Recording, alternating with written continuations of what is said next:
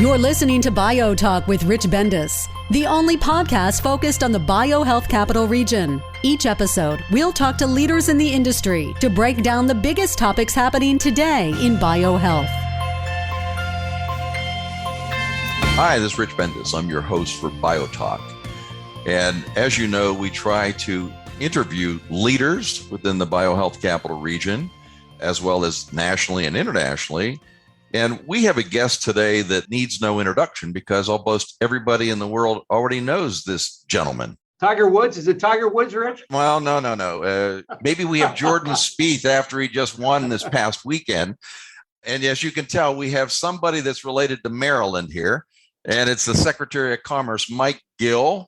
Mike and I go back a way, so this is going to be a very easy conversation for all of you listeners out there, because Mike is never at a loss for words to address any topic that we'll bring up during this podcast. So, Mike, welcome to BioTalk. Rich, thank you. It is absolutely fantastic on this beautiful afternoon. I hope it's as pretty over in Montgomery County as it is over here in Baltimore today. You know, it's great in Maryland every day, regardless where you're at. Well, bullish on Maryland, right? Bullish on Maryland.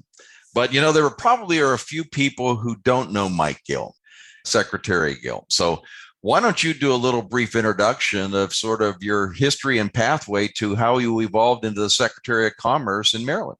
You know, Rich, the first thing I'm thinking about is when I get introduced, there must be something that is out there online in my bio, because they like to say a business leader with over 4 decades of experience. And I said to somebody, you know, I better get out of this job real quickly or they're going to have to move it to 5 decades. Well, I think you do have a definitive end to this term, don't you? No, Rich, thank you. Just as I sit here today, I'm in my office in the World Trade Center on Pratt Street in Baltimore. I can look out the window and see where I started in my very first job in 1973 with the IBM company, literally out my window. But I'm very much a local kid. I grew up 20 minutes north of where I'm sitting right now. Great family, 3 siblings. Father was a small businessman, an elected official in Baltimore County. Went to an all-boys Christian Brother High School, Calvert Hall. Loved it. Great experience. Got a baseball scholarship to Clemson. They say it once in a while. They'll say, what was your best pitch? Anything that got close to home plate. So needless to say, my baseball career at Clemson was very unforgettable. I left Clemson after 3 years, came back to Baltimore, graduated from Towson University. So I call myself a double tiger. Was a business major and then had the good fortune of getting a job with IBM. You know, what a great place. You're 22 years old. You don't know a thing. Back in those days, Rich, blue suits, white shirts, sincere ties. It all worked for me. The listeners can't see you, but Mike's got his white striped shirt on today. It's the only color I own. All right. But it was great, Rich. I was with IBM 8 years, had different responsibilities, was a sales school instructor at one point, and then left IBM. And within a short period of time after that, I actually founded a company in the cellular telephone industry, right in the very beginning, 1984. Had a partner. The partnership didn't work out. We did find a couple of niches. And to move that tape forward quickly, by the year 2000, we had over 1,200 team members, and we had a couple of niches, both in technical services and in handset repair. And a really big company acquired my company. Yeah, Fortune 500, 75,000 employees, $8 billion in revenue. And I stayed a couple of years and then went on to the next chapter of my life. Because like you, Rich, I mean, our lives are chapters. Some have better endings than others, but then you go to the next one. Joined up with a good friend, Rick Core, who I'd met in the late 80s. And Rick had founded an investment bank advisory services firm in the year 2000. And I joined Rick. I joined Rick as his partner and chairman of Evergreen Advisors. That was 07, 08. And then Larry Hogan shocked the world in 2014 when he ran for governor. He had never held any type of office in his life. I introduced him at a dinner one night and I said, the governor and I compared notes. We didn't even get elected to student government. So here we were, the governor and Secretary of Commerce, and you're looking at 2 guys that couldn't get elected to anything. And now here we were. So net of that, Rich, is I did get a phone call from one of his key folks soon after he got elected, said, have you ever thought about being Secretary of Commerce? And I said, not on my radar screen.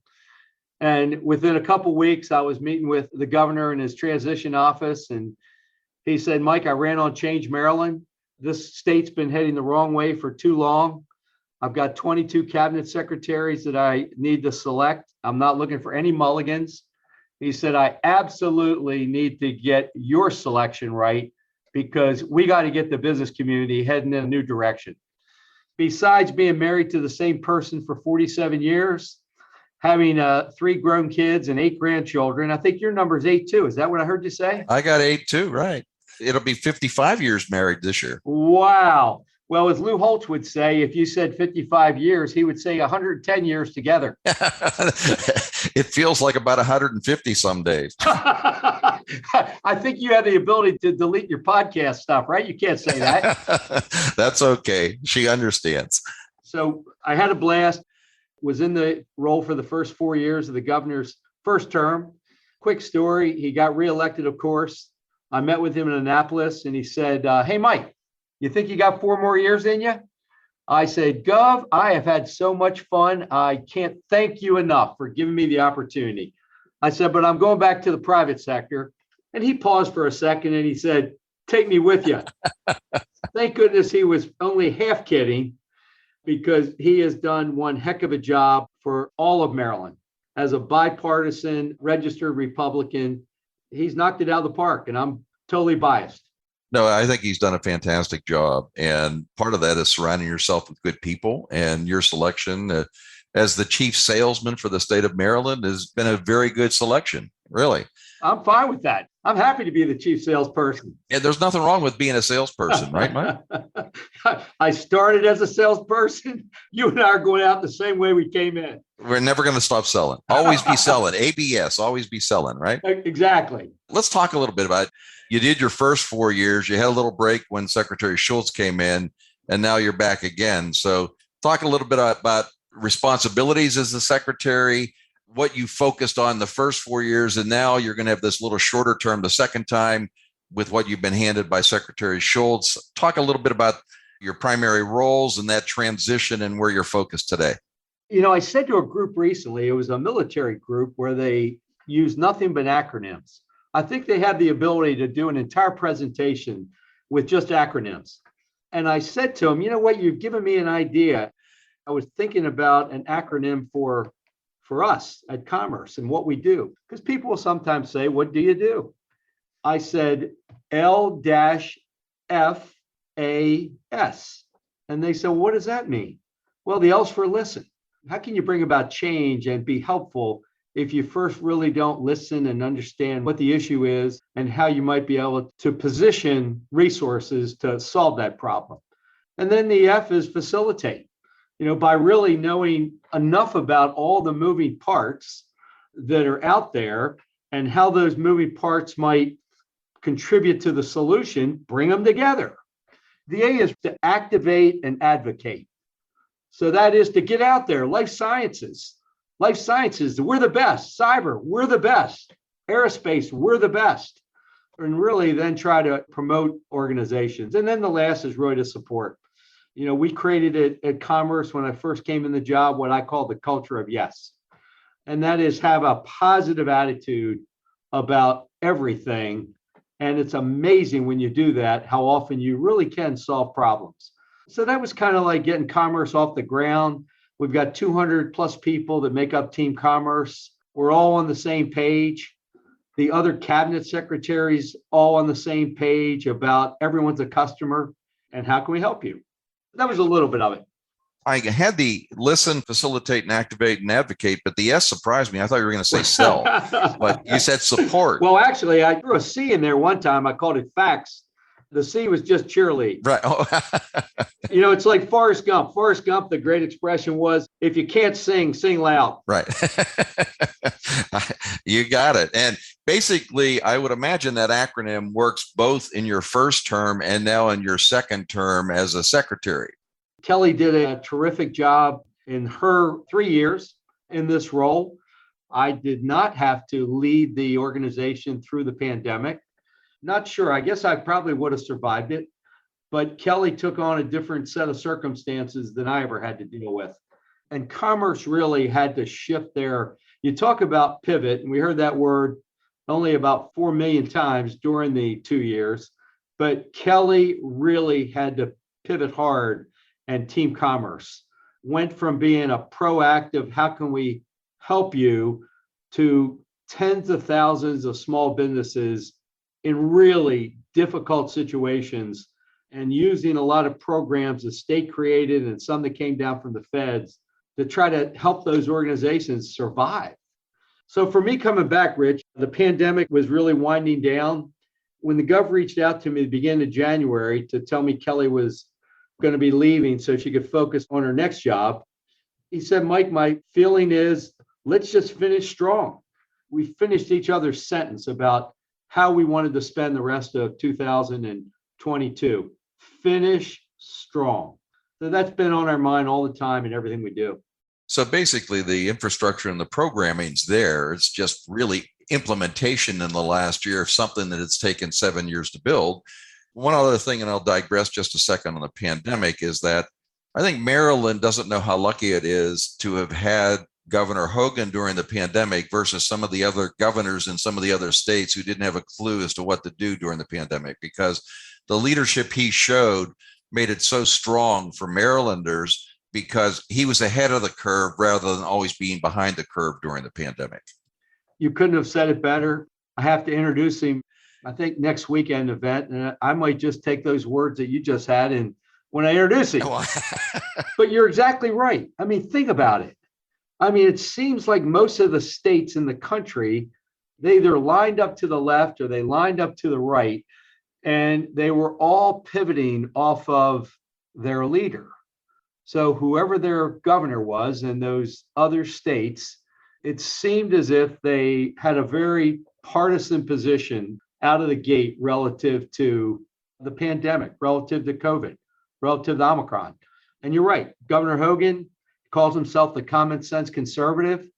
Popularity numbers are still in the mid 70s, which is just absolutely incredible. You know, after 7+ years, eventually it seems like people are going to get tired of you. It's a wonder there hasn't been a big movement to say, we want to be able to have a 3-term governor in the state of Maryland. I might just add a real quick comment to just dovetail with yours. Heard this expression back in the 80s, shadow of the leader. It's real simple.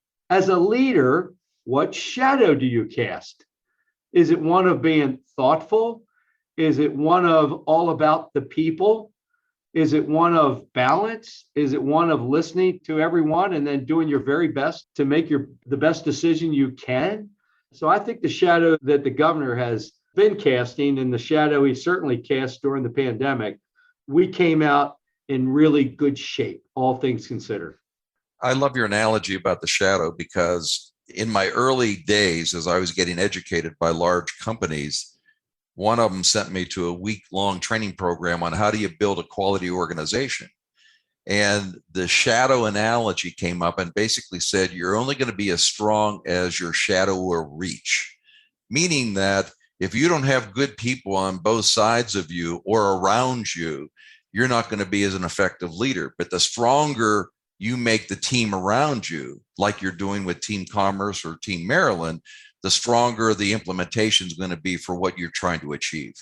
And if your leader truly does cast what most people would agree would be the correct shadow, they will have the people around them that reflect it. And then it just cascades from there, doesn't it? It just continues to build. And hopefully we can keep that momentum going post Hogan, but let's worry about the last year here first. This podcast is called BioTalk. So now that we've talked a little bit about the general economy and what's going on in Maryland, let's talk about really one of the most important industries there is within the state of Maryland, which is the biohealth life science industry. And even during the pandemic, and a lot of listeners may not know this, and we're talking with Secretary Gill, Secretary of Commerce for the state of Maryland, is that warp speed was throwing out billions and billions of dollars throughout the United States. Most people don't know it, but Maryland got about 40% of the warp speed dollars to work on vaccines, therapeutics, and diagnostics to deal with the pandemic, because we had the assets and the organizations that could really mobilize quickly to deal with investing that money to come up with solutions around the pandemic. I mean, we are knocking the cover off the ball. We can do more. We know that because you and I and tens of thousands that are in this space are never satisfied. We're greedy. We want it all. But I just want to compliment you because you have played such an important role for over a decade as it relates to biohealth in Maryland and keeping us focused, asking the right questions, bringing the right people together, challenging individuals to do more. I mean, it's one of your mantras. I mean, I've been there. I was on your board. You are constantly pushing the needle. We can do more, but I want to make sure that I share that with you because I haven't really had a chance, and this is a perfect time to do it. Well, thank you, Mike. But going back to the pandemic, going back to the monies that flowed into Maryland to be part of the country's response and to be able to get us to a better position, you're right. I mean, we had a whole range, and then some companies that positioned during it all. We certainly had Emergent play an important role during it, even with the J&J issue, which was eventually resolved. They still played a major role in terms of providing vaccine for. And still do. Major. I'm a big fan of Emergent. Dan Abdenabi, previous CEO, was a terrific leader. Bob Kramer, terrific leader. They play an important role in life sciences.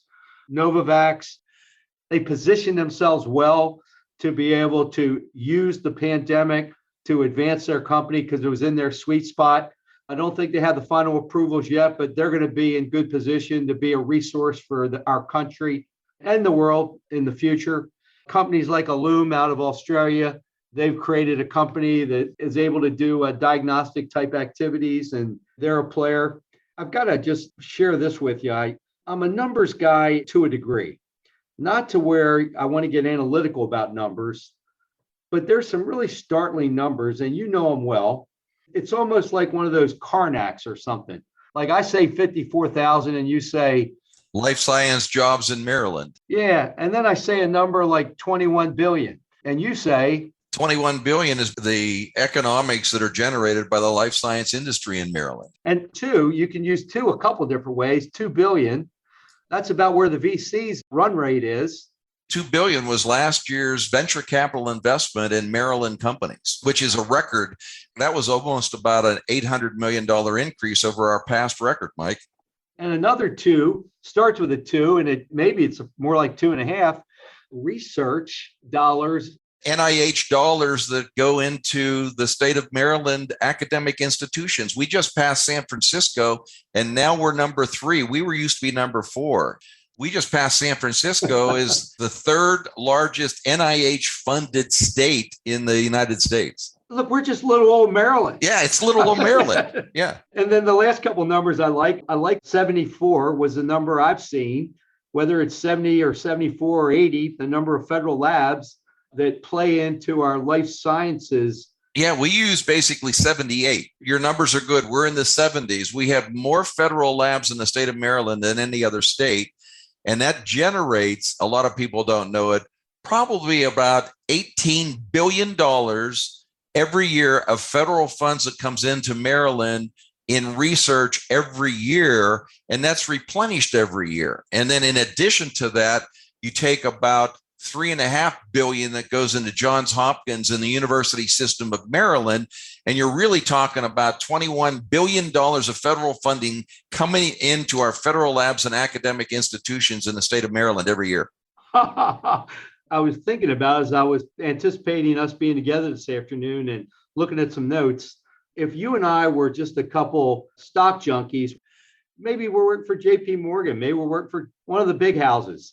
And we have to look at life sciences. And every one of our 50 states has a symbol. Of course, in Maryland, we just have a 2-letter symbol. It's MD. We're a buy. We're a buy with big B, big U, big Y. If you're trying to somehow or another put your finger on how's Maryland doing in life sciences. One of the biggest mistakes I've made is that when we created Biohealth Innovation over 10 years ago, I talked to Dan Abdenabi, and you brought him up from Emergent. I said, why don't we create a Maryland life science stock index and track all of the companies in Maryland based on where they are today? And if we would have made an investment in creating our own mutual fund of Maryland public companies, over the last 10 years, the returns would have exceeded all of the other investments I would have made personally by doing that. I mean, you mentioned Novavax. Novavax was in the pits. Their stock was trading at $1. I just looked, and I think their stock's around $53 today, but it's been trading well over $100. It's amazing how many people who have been affiliated with Novavax have now generated personal income that can be reinvested back in the economy, because they'll invest in some of the small businesses, and there'll be a number of spinouts coming out of Novavax, AstraZeneca, GSK, Emergent, that's going to fuel our economy. And that's what was missing. We didn't have as much of an entrepreneurial economy. We had a research economy in life sciences in Maryland. Now we've transferred to where we become a commercial economy, where you actually have more revenues, you have products, and you have manufacturing, not just R&D happening in the state. I was thinking about the fact that if there is such a thing as heroes to the people in the life sciences space, like the leadership at Novavax, like 15 years ago when Wayne Hochmeyer had a company called MedImmune, and the FDA told him, too bad, but what you've been working on for the last 10 years and have spent $400 million on just doesn't work. So give it up. He had about 200 employees. NEA was their number one investor. He called all 200 together. He said, we don't agree with the FDA. We're going to double down. And I think about maybe 2 years later, he sold it to AstraZeneca for billions. I think Teddy Roosevelt and Winston Churchill would have to be the heroes for any leader in life sciences. And probably Archie Moore, because I think Archie Moore set a record for the guy who got knocked down the most times in his professional boxing career and still won world championships. Amazing. Yeah. That's the life sciences space. Well, that's the biotechnology industry. Basically, you're not going to hit it on the first time you get at the plate. Sometimes you're going to have to change, make multiple pivots within your company, and ultimately be successful. And just think about Martine Rothblatt at United Therapeutics, creator of Sirius Radio, and going from Sirius Radio to going into biotechnology because of a disease that her daughter had. Now manufacturing artificial lungs out of pig tissue. It is just amazing when we look at artificial manufacturing of artificial organs that we have. You've got the pioneer in the world sitting in Silver Spring, Maryland with United Therapeutics. It's amazing the innovation and technology we have within this state. Let's talk one other thing that Governor Hogan did, and that is if you have a vibrant industry, but yet you're not exactly sure what direction to take it, what you want to do is assemble the leaders within that industry to come together. And he had the foresight to create the Life Science Advisory Board. And I know that you've had a chance in your first term to be very active in serving as the chair of that with different leaders. And we now have Chancellor Perman from the University of Maryland, who is the new chair. Juliana Desiderio from your department is helping support the Life Science Advisory Board. And I know that in your last year here, you'll become re-engaged with the LSAB. So talk a little bit about, what your experience was with the LSAB in your first 4 years and now coming back into the LSAB in your second term here. Full disclosure, whoever's in this Secretary of Commerce role, there has to be, 20, 25, 30 plus minus boards, commissions, whatever, that in theory, I'm on all of them. And in theory, I'm supposed to go to all the meetings. Everything's theoretical, right? Of those things that are part of being the Secretary of Commerce and being engaged, I would put LSAB right up there at the top. We have 2 or 3 things that are very valuable, none more valuable than Life Science Advisory Board. You're right in that it was our good fortune early on to have Dan Abdenabi raise his hand and say, I'll take it on. And when you get a Dan Abdenabi, and the governor selected the members, but we send the members to the Gov, and the Gov vets them and some due diligence. We assembled a great group of people. And to this day, I've now participated in a meeting we had about a month ago. The board members are still super strong. As you pointed out, Jay Perman, who, he's kind of busy being the chancellor of the University System of Maryland. He could have given it up. It'd have been fine if he had raised his hand and said, I'm really kind of overwhelmed, but he loves it. He's good at it. He's a good leader. The Life Science Advisory Board, it goes back a little bit to my earlier remarks about what does commerce do. But when I think about it, we did put together a strategic plan back during my first 4 years. Some of those things have, not some of them, they've all stuck. Some of the things that were kind of the key elements of that strategic plan. One of the things we talked about was just raising awareness of life sciences and the resources and assets that exist in the state of Maryland.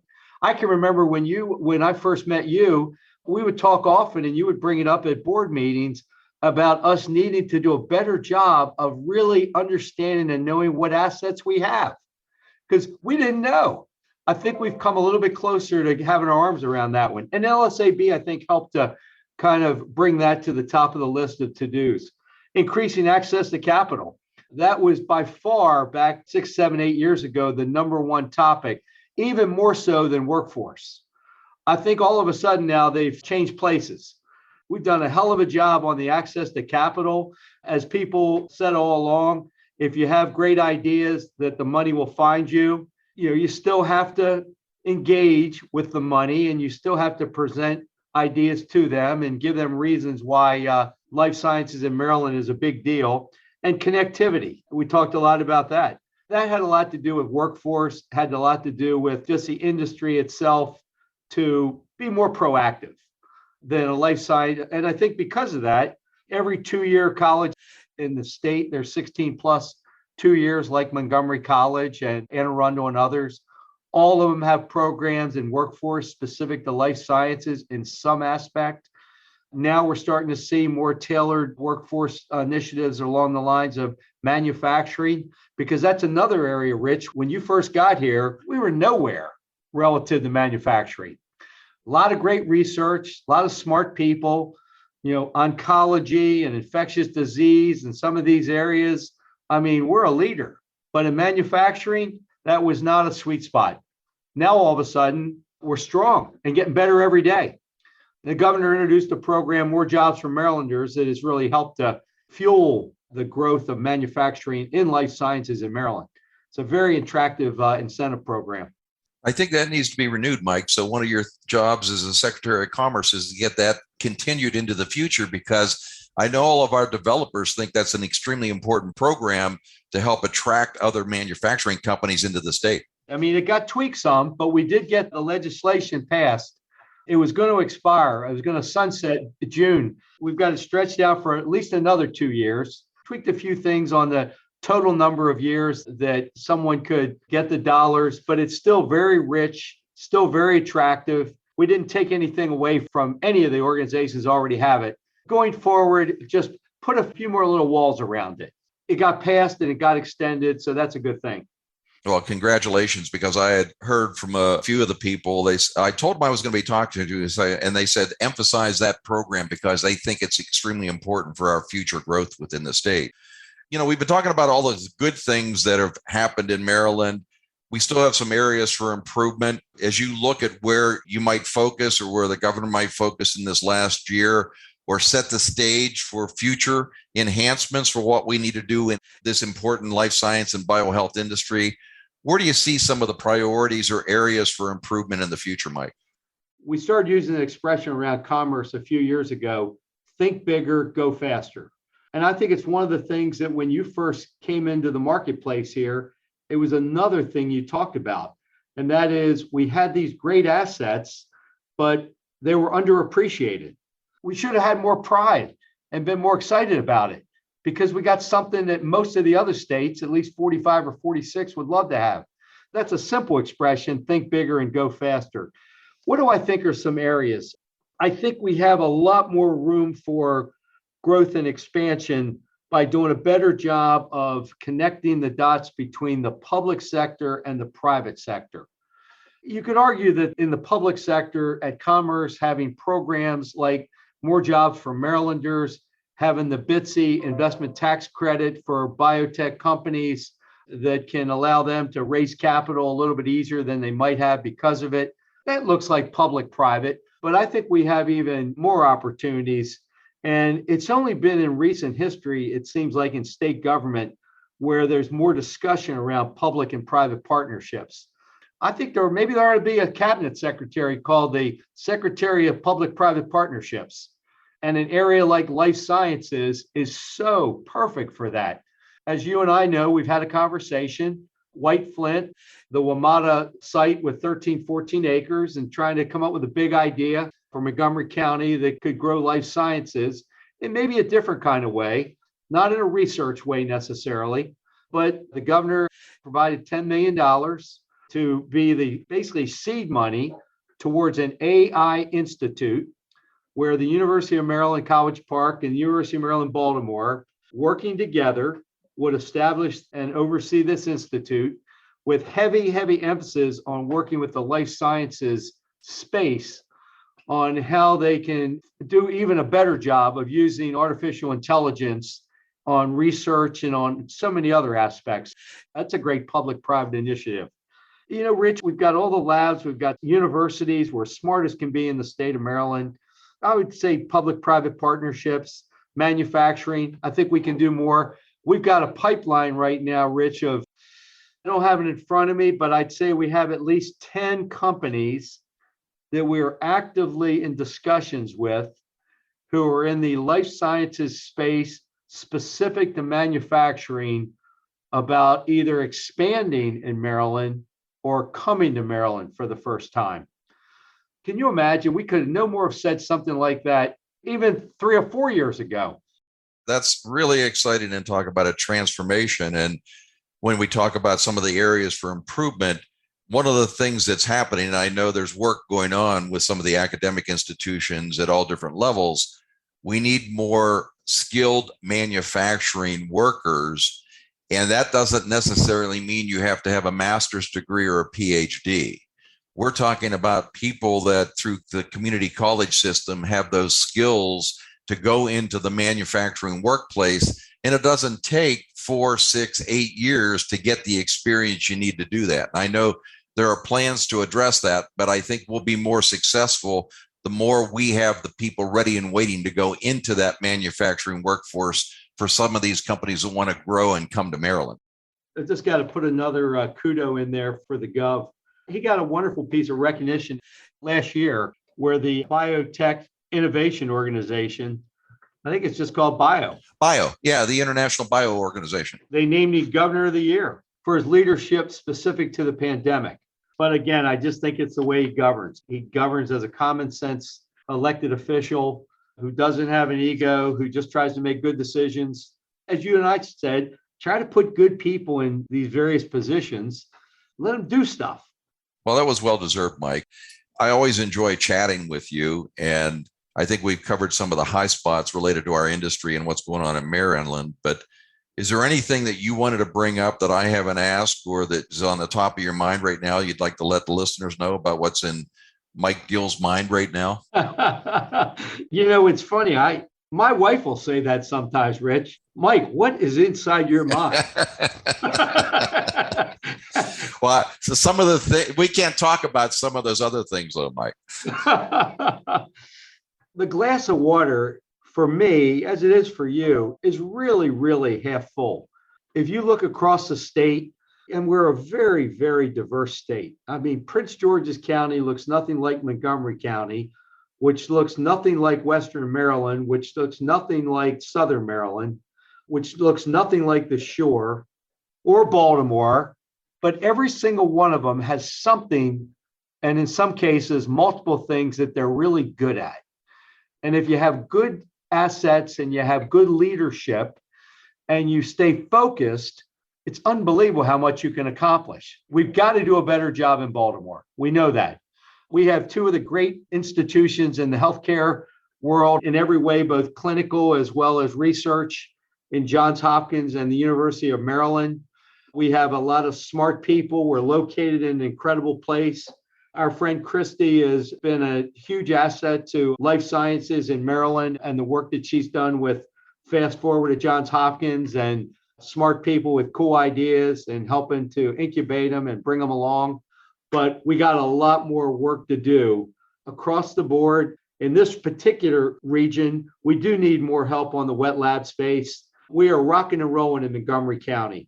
We're rocking and rolling up through 270 in Frederick County. We need more in Baltimore, and that's something that working with you, working with Christy, working with LSAB, working hard to see if we can't get more of those important assets long-term into play. But across the state of Maryland, everybody's got a good story to tell. And I'm just hoping, Rich, as you are too, that whoever the next governor is, that they don't lose sight. They really don't lose sight of what has been accomplished during the Hogan administration. And from it, they identify those things that have really been the bedrock of Larry Hogan's 8 years as governor of Maryland, and aren't going to be quick to say, okay, that was then, now is now, that was then. So be smart enough, whoever the next governor is, be intelligent enough to say, this works, this works, this works. I think we can do this one a little differently. And if we do that, then the momentum that we've created, it'll continue.